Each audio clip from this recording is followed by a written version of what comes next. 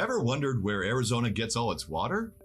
Buckle up, and we'll tell you everything you need to know in no time flat. This is AZ in 3.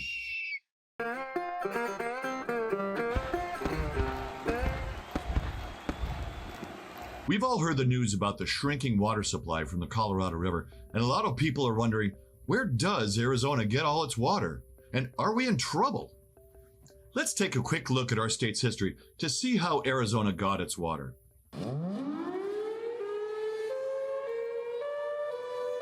Guess what?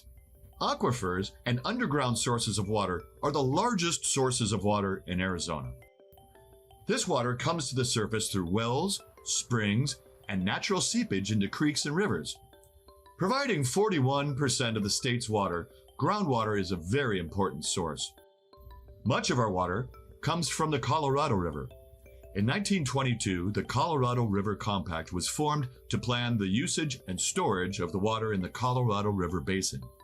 The water was split up between Colorado, Arizona, Utah, New Mexico, Wyoming, and California. The Central Arizona Project then built 336 miles of canal from the Colorado River to Phoenix and on to Tucson, distributing the state's share of the Colorado River water, which makes up 36% of our state's water supply.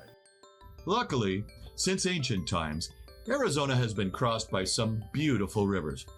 In the Phoenix metro area, the Salt River, the Gila, and the Verde have been carefully managed with 7 dams and almost 500 miles of canals that capture and distribute the water needed in the Phoenix metro area.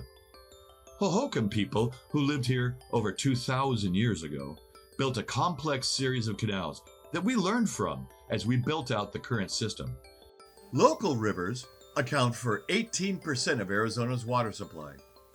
But there's one more important source of water for the state, and that's reclaimed water.